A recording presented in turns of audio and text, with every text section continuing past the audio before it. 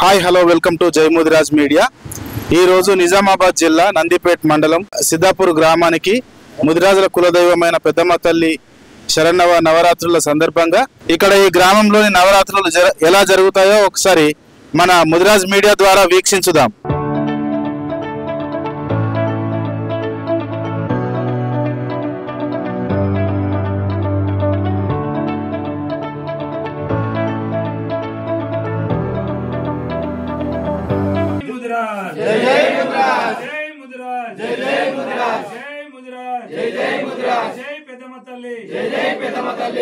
నా పేరు నరేష్ ముద్రాజ్ అన్న।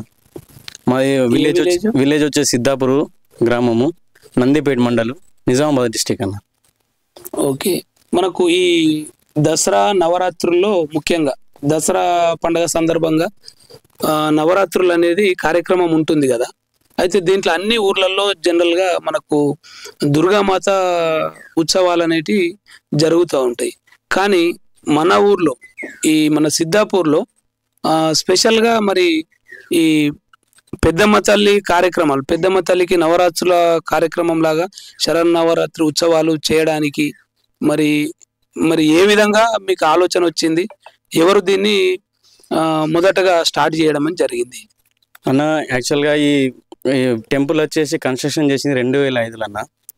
మేము ఉత్సవాలు స్టార్ట్ చేసింది 2014లో। ఫస్ట్ ఒక యూత్ మెంబర్గా మన ముద్రాజ్ యువత కులంలో ఎవరైతే ఉన్నారో మన వాళ్ళందరూ ఇంటర్మీడియట్ అయిపోగానే per month 50 rupees first start చేసినామన్న। ఇట్లా స్టార్ట్ చేసిన వ్యవస్థతోని ఈ డబ్బులతో ఫస్ట్ చిన్నగా పూజలు చేయడము అలా స్టార్ట్ చేసిన వ్యవస్థ ఒక 2-3 ఇయర్స్ తర్వాత మరీ పెద్దగా అయిపోయింది, హ్యూజ్ క్రౌడ్ అయిపోయింది।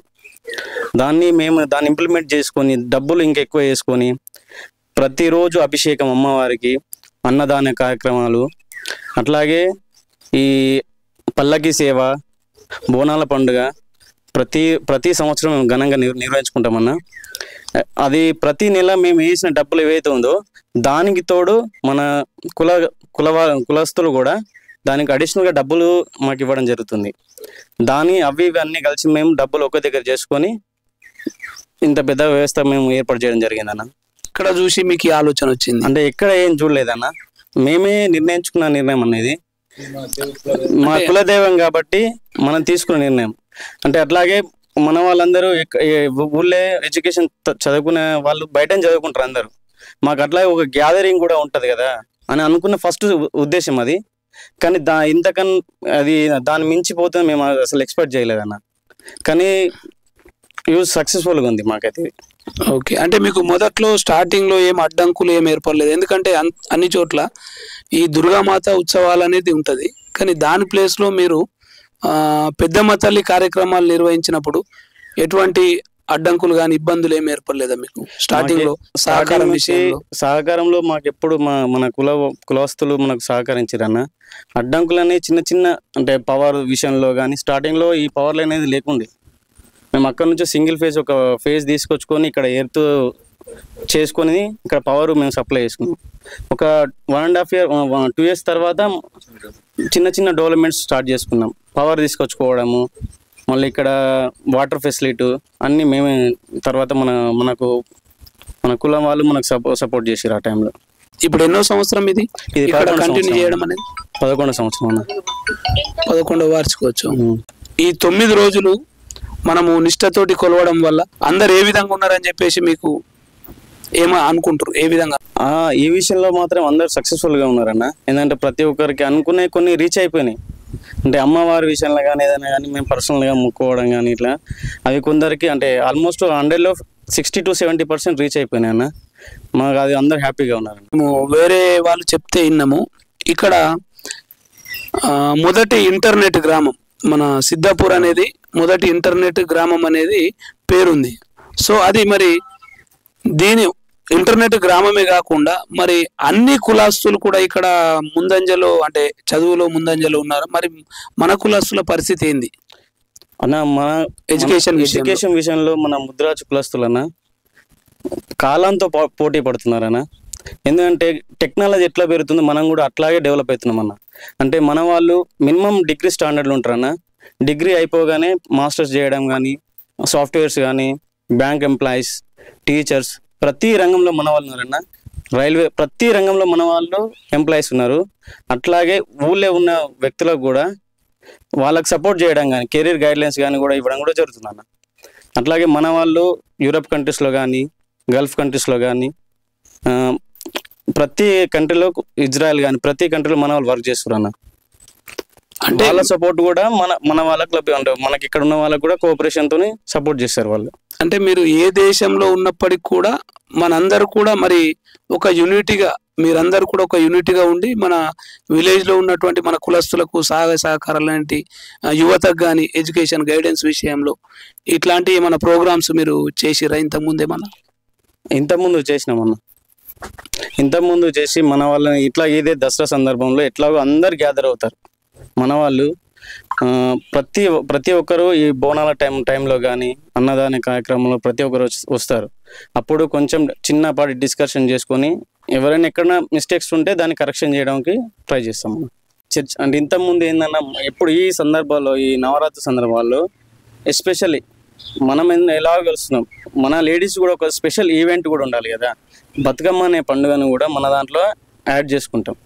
వాళ్ళకు కూడా బతుకమ్మకు అన్ని అరేంజ్మెంట్ చేసి వాళ్ళని కూడా ఈ నవరాత్రుల్లో వాళ్ళకు కూడా ఒక ఈవెంట్ కూడా కండక్ట్ చేసి, ప్లస్ అట్లాగే మన ఉన్న యువతకు కూడా వాళ్ళకు కూడా చిన్నపాటి సాంస్కృతిక కార్యక్రమాలు కూడా అందులోనే పార్టిసిపేట్ జరుగుతుంది. దాండియా కానీ, దర్బా కానీ ఇటువంటి యాక్టివిటీస్ అన్ని చేస్తాము అలా. అంటే మన వాళ్ళు ఎడ్యుకేషన్ పరంగా ముందున్నారు కదా, ఇంకా ఎవరన్నా అంటే అటు ఎడ్యుకేషన్ కాకుండా బిజినెస్ వేలో కూడా, అంటే మినిమం ఎడ్యుకేషన్ డిగ్రీ కానీ ఆ లెవెల్లో చదువుకున్న వాళ్ళు బిజినెస్ రూట్లో ఏమన్నా పోయిన వాళ్ళు అట్లా ఏమన్నా ఉన్నారు? లేరు, ఆ రూట్ కానీ ఎవరు లేరు.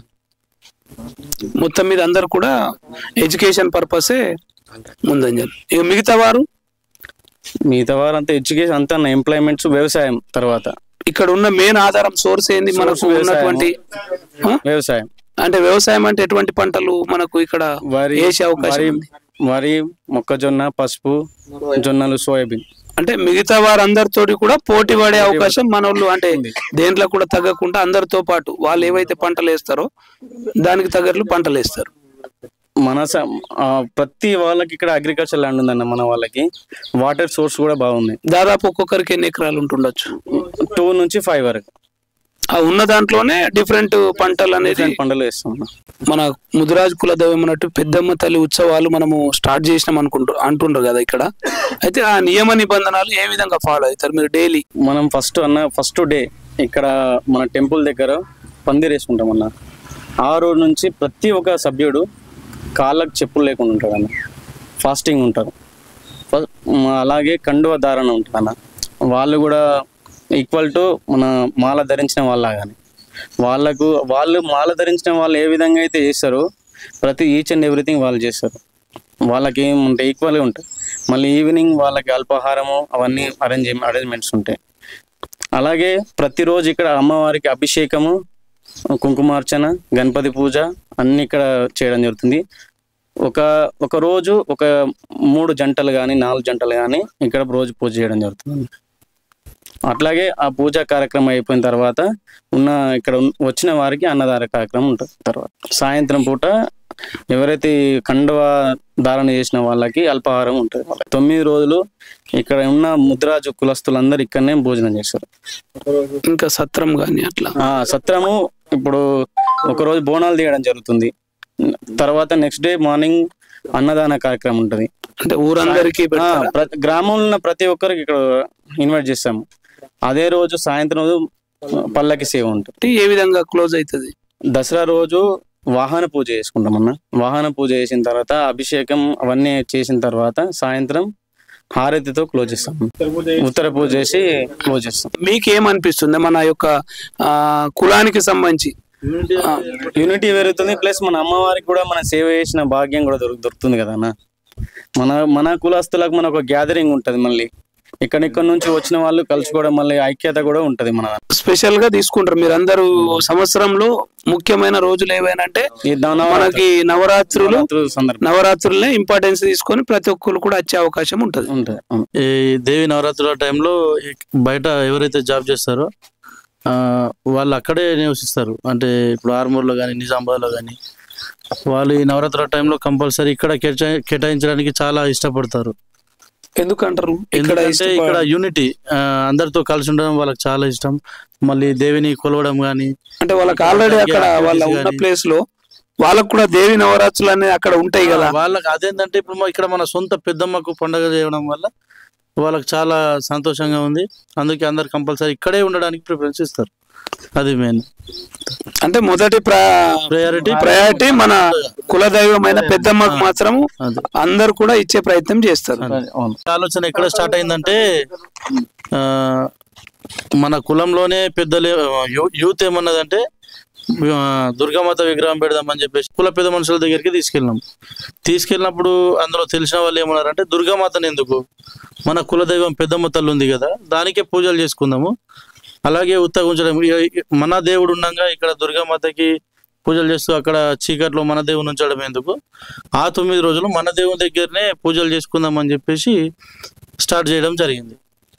అలా అంటే మన పెద్దలు ప్లస్ యువకులు అందరూ ఆలోచనతోటే నిర్ణయం తీసుకున్నారు. అంటే వేరే ఎక్కడనో చూసి అనేది అట్లాంటిది వేరే ఎక్కడ చూసి కాదు, ఇది మా సొంత నిర్ణయం. ఇదంతా ఇప్పుడు నిజంగా దుర్గామాత రూపంలో పెద్దమ్మ తల్లి ఉత్సవాలు జరుగుతున్నాయి. అంతే సంతోషం. అమ్మవారు ఏ రూపమైనా కానీ మన కుల దైవాన్ని మనం ముందట పెట్టడం అనేది చాలా సంతోషకరమైన విషయం. ఎందుకంటే అన్ని ఊర్లలో జరిగేది ఏంటంటే విగ్రహాలు పెట్టడం, మళ్ళా సేమ్ గణపతి పండుగ ఉత్సవాలు ఏదైతే జరుగుతాయో అదే విధంగా జరుగుతూ ఉంటాయి. దానికి మనకి ఇక్కడ ఉన్న దానికి తేడా అనేది మీరు గమనిస్తారు ఆల్రెడీ. ఎందుకంటే 11 సంవత్సరాల నుంచి మీరు కంటిన్యూ చేస్తారు కాబట్టి దానివల్ల మీ యొక్క కుటుంబాలు ఎటువంటి అభివృద్ధిలో ఉన్నాయి, మన సంఘం ఏ విధంగా అభివృద్ధి పథంలో నడుస్తుంది అనేది కూడా మీరు స్వయాన మీరు అనుభవిస్తారు. కాబట్టి ఈ 11 సంవత్సరాల కాల వ్యవధిలో ఈ దేవి నవరాత్రులు వస్తున్నాయంటే మన ముదిరాజులని సిద్ధాపూర్లో చాలా ప్రత్యేకంగా ట్రీట్ చేస్తారు.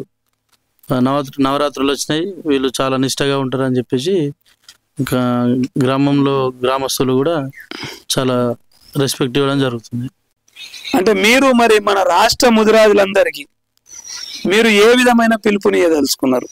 సో ఈ నవరాత్రులు అనేది యాక్చువల్గా దుర్గాదేవి అనేది కాదన్న, మన ముద్రాజు మన ఇంటి ఆడబిడ్డ. సో మన ఇంటి వాళ్ళని ఫస్ట్ మనం ప్రయారిటీ ఇస్తే బయట వాళ్ళు కూడా ప్రయారిటీ ఇస్తారు కదా. సో మేము చెప్పేది ఏంటంటే ఇక్కడున్న మన పెద్దమ్మ తల్లిని మన కులదేవత మనం కొలిస్తే అందరికి ఈక్వల్ గా అయిపోతుంది. సో మన నవరాత్రులు అనేది దుర్గాదేవి 9 రూపాయలు ఉంటాయి, ఆ 9 రూపాయలు మనం ఇక్కడ కొలుచుకోవచ్చు కదా. అమ్మవారు కూడా ఇదే కదా, అమ్మవారికి సో అన్ని అభిషేకాలు కానీ గణపతి పూజ కానీ అన్ని మనం ఇక్కడనే చేసుకుంటాం. సో మనం ఈ నవరాత్రులు దుర్గాదేవి చేసే బదులు పెద్దమ్మ టెంపుల్ ఉన్నాయి, ప్రతి విలేజ్ లో పెద్దమ్మ టెంపుల్ ఉన్నాయి, అక్కడనే మన గుళ్ళో మనం చేసుకుంటే ఇప్పుడు ఏమైతుంటే కొన్ని యూనిటీ ఉంటది. కొన్ని విలేజ్లలో ధూప నైవేద్యాలు కూడా లేకుండా అయిపోతుంది. సో మనం ఇక్కడ వేస్తే అమ్మవారికి ఒక వెలుగని కూడా ఉంటది కదా. ఈ 9 రోజులన కొలిచిన వాళ్ళమన్నా అవుతాం.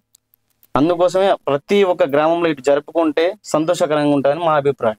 ఒక సంఘం రూపంలో వాళ్ళు డబ్బులు వేసి ఒక 50 సంవత్సరాల కింద గుడిని కట్టిన సందర్భం ఉంది, కానీ ఇప్పటికి వాళ్ళకి ఇండ్లు లేవు. మళ్ళీ అంటే మన కుల దైవానికి ఆ రోజుల అంత ఇంపార్టెన్స్ ఇచ్చిర్రు అనేది మనకు ఆ గుడి చరిత్రను చూస్తే కూడా అర్థమైంది. అప్పుడు తాతలు బాపులు ఇచ్చారు కాబట్టి ఇప్పుడు మన రూపంలో మళ్ళీ ముందుకు తీసుకెళ్దామని మేము ఇలా చేయడం జరుగుతుంది. ఇప్పుడు మన పెద్దమ్మ తల్లి, మన కులదైవం పెద్దమ్మ తల్లి ఉంది కదా, ఈ సిద్ధాపూర్ గ్రామానికి సంబంధించిన పెద్దమ్మ తల్లికి సంబంధించిన ఈ స్థలం ఉంది కదా, ఈ స్థలాన్ని ఎవరన్నా దానంగా ఇచ్చిర్రా లేకపోతే మన కులస్తులే దీన్ని కొనడం జరిగిందా? ఏ విధంగా వచ్చి? మన కులస్తులమే అందరం డబ్బులు కూడిచి కొన్నాము. ఎవరు దానం ఇయ్యలేరు, డబ్బులు ఎవరు ఇయ్యలేరు.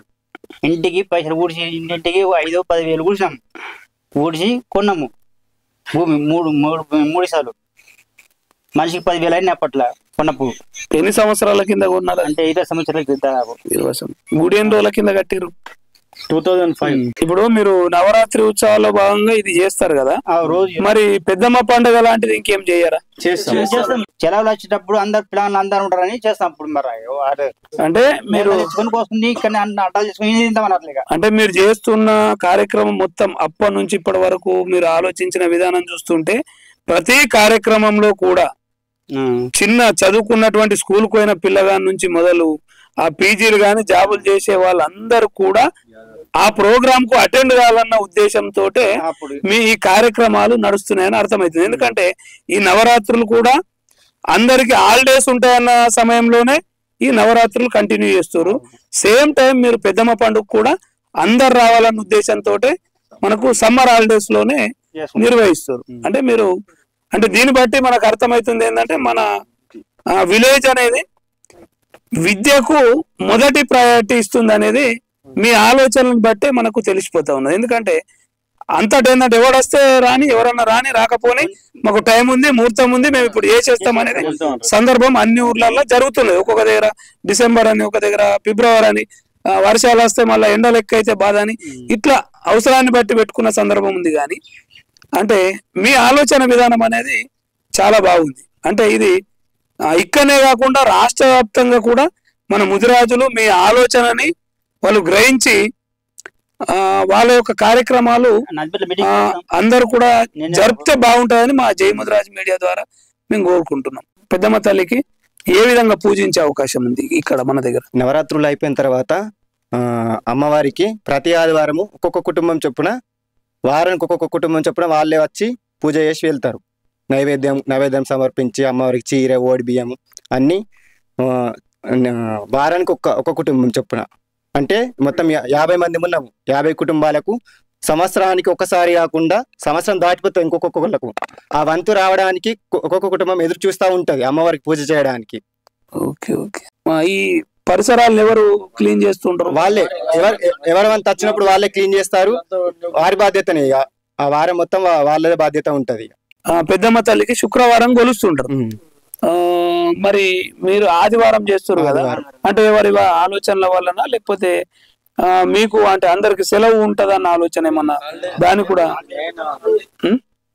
మెయిన్ హాలిడే పిల్లలు కూడా అందరూ ఉంటారు. ఇప్పుడు ఒక ఫ్యామిలీ వచ్చి పూజ చేసినప్పుడు వాళ్ళ పిల్లలు లేకుంటే అంటే వాళ్ళ వంతు వచ్చినప్పుడు వాళ్ళే కాకుండా వేరే చుట్టుపక్కల వాళ్ళు కూడా మన ముద్రా సభ్యులే వాళ్ళు కూడా వస్తారు. వాళ్ళ ఎంబట ఒక్కరే రాకుండా, ఒక కుటుంబమే రాకుండా ఆడకట్టు వాళ్ళు కానీ ఎవరైనా అందరు వస్తారు. మొదటి ప్రాధాన్యత తర్వాత మిగతా ఏవైనా. పెద్దమ్మ తల్లి నవరాత్రి ఉత్సవాలు జరిపారు కదా, దీని ద్వారా మీరు మన రాష్ట్ర ముదిరాజులకు ఈ ఉత్సవాలు జరుపుకునే విషయంలో సందేశం ఏమి ఇవ్వదలుచుకున్నారు? ఫస్ట్ ఆఫ్ ఆల్ ఈ పెద్దమ్మ తల్లి అనేది మన ఇంటి ఆడబిడ్డ.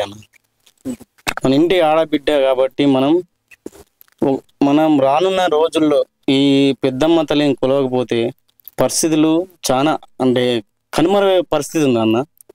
మనం వారానికి ఒకరోజు కానీ ఈ సంవత్సరం నవరాత్రులు చేస్తే కనుక మన ప్రతి ఇంట్లో సుఖశాంతులు కూడా ఉంటాయి అన్న. మనం అనుకున్నవి కూడా కొన్ని ఐక్యత కూడా ఉంటుంది. అంటే మన దాంట్లో మన ముద్రాజుల ఐక్యత కానీ ఎక్కడి నుంచో కొన్ని దేశాలు దాటి మన దగ్గరకు వస్తారు ఎవ్రీ ఇయర్. వాళ్ళు ఏంటంటే ఇక్కడ గ్యాదరింగ్ కోసం కానీ మనతో పాటు వాళ్ళ ఆలోచనలు షేర్ చేసుకోవడానికి కానీ కమ్యూనికేషన్ డెవలప్మెంట్స్ కోసం కానీ ప్రతిదీ ఇక్కడ షేర్ చేసుకుంటారు. సో అట్లాగే మనకు మన యువత ఉంది, వాళ్ళకు కూడా కెరీర్ గైడ్లైన్స్ కూడా దొరుకుతుంది ఇక్కడ. ప్రతిదీ మనకి ఇక్కడ అవైలబుల్గా ఉంటాయి. సో మనం ఇవన్నీ మనం పట్టించుకోకపోతే మన వ్యవస్థ కనుమరుగైపోయే పరిస్థితి ఉంది. ఎవడు పట్టించుకోడు, ఎవరి జీవితం వాడితే అన్నట్టు అయిపోతుంది. మనం అందుకోసమే ఈ నవరాత్రులు కొలుచుకుంటే కనుక మన ఇంటి ఆడబిడ్డ ఫస్ట్ ప్రయారిటీ మనం ఇస్తే బయట వాళ్ళు కూడా మనకి ఇస్తారు ప్రయారిటీ. అందుకోసమే తెలంగాణ స్టేట్లో ప్రతి ఒక్క గ్రామంలో మన నవరాత్రులు జరుపుకుంటే మన తెలంగాణ ముద్రాజత ఐక్యతగా ఉంటుంది. మేము ఇచ్చే సందేశం అన్న.